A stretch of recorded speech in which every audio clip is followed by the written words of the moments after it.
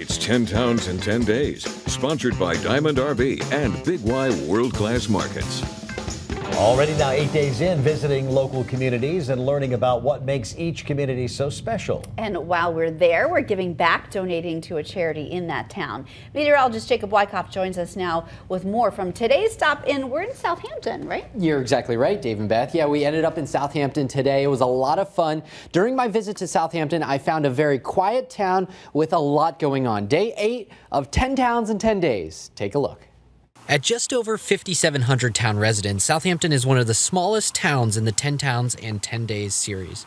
That small town feel is what attracts and keeps people staying in Southampton. Our kids grew up here, and I wouldn't have asked for any better experience for them. This is a great town to live in. It really is. And people are so friendly. There are some certain luxuries in Southampton. Not only is it quiet and quaint, but it was also voted as the U.S.'s best drinking water back in 2008. Local favorite Opa Opa Steakhouse and Brewery uses some of that fresh water in their beers. We do some of our brewing here in the bar, at our brewery behind the bar.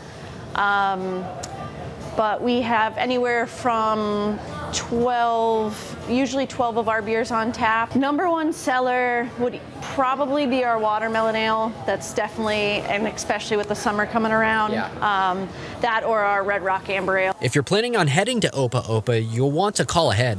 Friday and Saturday nights, you usually can't find a spot in here. We have lifetimers that have been here since the very beginning. They paid for a mug and now they come in every day and drink a beer. The spot that Opa Opa was built on has a bit of cinematic history. Scenes from Who's Afraid of Virginia Woolf were filmed in the building that originally stood here. There's even a booth to commemorate the film. Southampton has its roots in agriculture, and those roots run deep for Tom Bashista, fourth-generation farmer of Bashista's Orchards. Great-grandfather started it in 1926, and we always lived on the land here. We were always neighbors to the farm, and growing up, this is just part of what we did.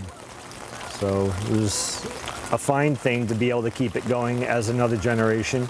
Bashista's grows a variety of fruit and sells them in their farm stand. The cherries, we have early summer apples, and we go into the peaches and the nectarines and apricots. There's a lot of different things. We have a bakery that makes fresh baked goods every day. We have the cider donuts and the breads and the cookies and scones. Keep the people coming back. Southampton will keep the orchard going for years to come. The community does support the farms that are sticking around, and the farmers who are doing the work every day are supported by the community. Over the hill from Bashista's was the spot of a 1964 plane crash that nearly claimed the life of Senator Ted Kennedy. Back downtown, many beautification projects have been funded by a group that's been there for 55 years, the Southampton Lions Club. We have a pavilion down at the park. We donate to Little League, the library. We started the Little League, Bobby, yes, right? Yes, we did. We did. The Lions Club sponsored the first team in Little League. How long ago was that?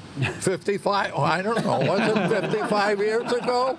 It's one of the strongest clubs in the whole valley. All the money that we raise for different functions and different fundraisers, etc., all comes back to the town, 100%. And that just makes a big difference. We get together as a group and we do so many good things. From toy drives to school help and nearly everything in between. Our scholarships aren't based on scholarship per se, they're based on community achievement. I'm proud to be a Lion in Southampton. And Western Mass News is proud to help.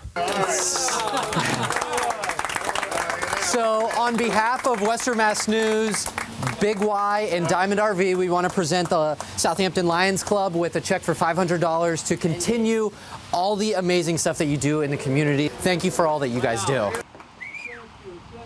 Well, it was a blast meeting the Southampton Lions Club. Dave, I know you know a lot of the guys there. I do. My dad was a charter member of that club. So that's what they told me, years ago, And they do so much there. Like, you can't even go throughout Southampton without kind of pointing out, oh, that's our gazebo or that's our pavilion that we built. The pavilion at the Conant Park and everything. I mean, there's so many things they do. Just a great group of guys. And I didn't include it, but they said we identify a need in the community and then we raise money for that need. And I think that's something that we can all really appreciate. So it was a pleasure meeting them.